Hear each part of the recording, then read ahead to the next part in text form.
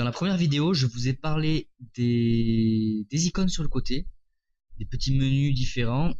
J'y reviendrai point par point pour vraiment parler de l'utilité de ces menus. Avant, je voudrais rapidement vous parler des commandes souris-clavier utiles à connaître. Donc premièrement, mettez votre clavier en QWERTY en appuyant sur Shift et Alt pour qu'il soit en QWERTY. Pourquoi? Parce que le programme il est configuré de base, alors je ne l'aurai pas là mais je l'aurai dans les configurations, il est configuré en contrôle, il est configuré en QWERTY. Vous voyez left, right, down, up, c'est ADSW. Alors bien sûr vous pouvez, si vous voulez, vous le mettre en AZERTY, mais il va falloir changer du coup la rotation. Voilà, la rotation left, il faudra la mettre en A, et la rotation right la laisser en E, parce que sinon du coup vous allez avoir un doublon. Le Q servira de la rotation left et de la gauche. Donc soit vous faites le changement, soit vous switchez en QWERTY. Bon, moi souvent je le fais. Donc avec la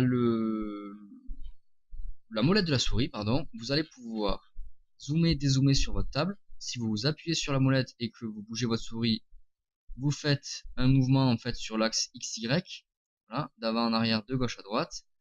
Le clic droit de la souris vous permet de rotationner comme ça là autour d'un point. Le clic gauche, c'est de la sélection basique. ZQSD, vous allez pouvoir, tout comme le clic molette, vous déplacer sur l'axe XY.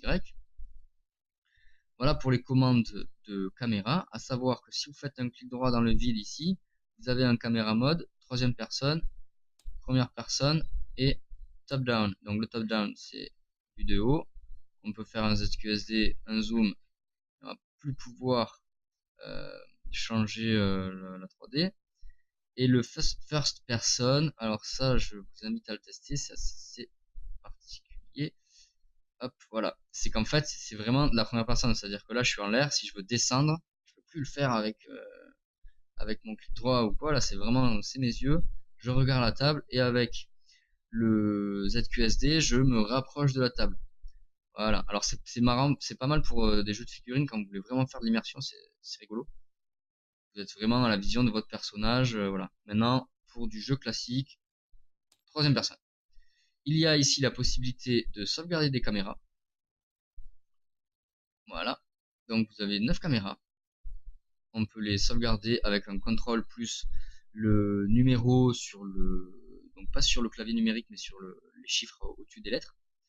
Et on peut charger une caméra avec Shift et le numéro en question. À savoir que votre caméra, si vous appuyez sur Entrée, elle revient de base. Voilà, comme ça. Clac.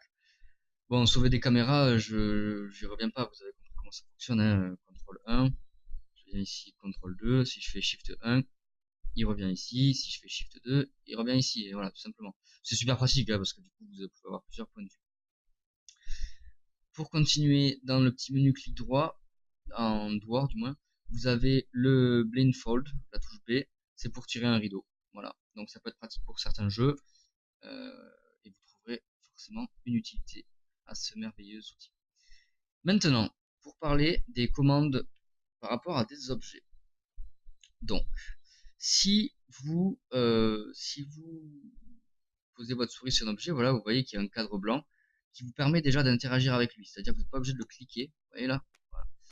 J'arrive à lui faire une rotation sans forcément l'avoir cliqué et qu'il ait un cadre jaune.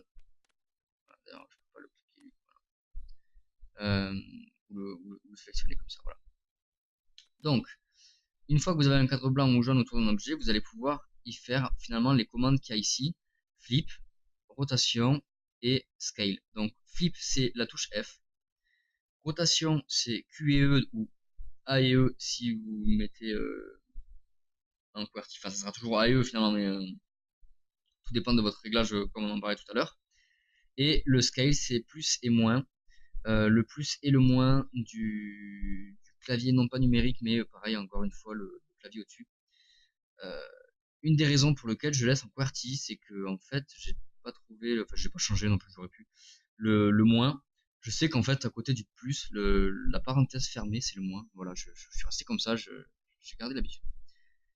Donc, on revient sur les commandes que je viens de dire. F, vous faites une rotation des cartes. Voilà, vous voyez, on peut très vite retourner tous les paquets. A ou E, vous faites une rotation. Si vous restez appuyé, ça tourne. Vous pouvez changer ici le degré de rotation, forcément, parce que des cartes, si vous pouvez voilà, les engager pour du Magic par exemple, voilà. Et on a dit le scale, donc la taille, voilà, avec le plus et avec le moins, tout simplement. Voilà. Sur les objets, vous avez une autre petite touche sympa, c'est Alt.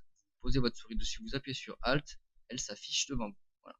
Et ça vous permet de voir alors soit des cartes, soit des fois des petites informations utiles à lire de près sans forcément devoir zoomer dessus, galérer, voilà.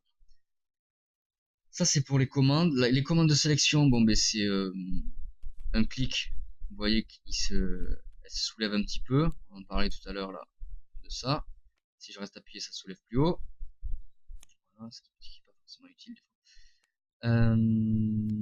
Tout ce qui est jeu de cartes, bourse remplie d'objets, pour si vous faites juste un clic que vous le bougez, vous tirez une carte en fait. Vous voyez, je pioche une carte. Pour le déplacer, il va falloir rester appuyé dessus jusqu'à ce qu'il se lève. Voilà. Hop, je reviendrai sur les cartes plus tard. Pour faire de la sélection groupée, alors soit vous faites un clic gauche glisser, vous sélectionnez tout ce que vous voulez, soit vous faites un contrôle et vous cliquez sur les éléments. Alors vous restez appuyé sur contrôle et vous cliquez sur les éléments que vous voulez sélectionner. Et maintenant, si je les bouge, pourquoi tout ne vient pas? C'est très étrange. Hop. Hop. Voilà. Bon, il y a un petit souci parce que celui-là est sélectionné aussi.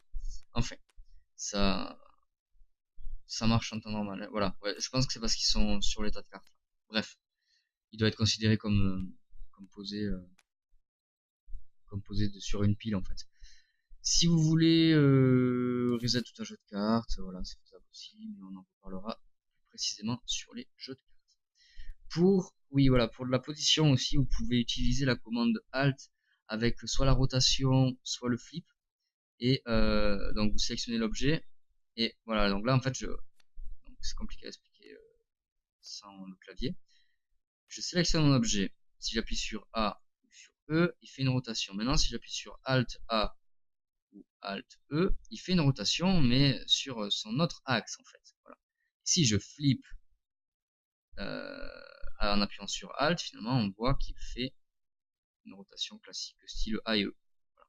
Mais c'est intéressant le Alt avec le A plus E, ça vous permet de changer la manière de rotation en fait, de changer l'axe de rotation.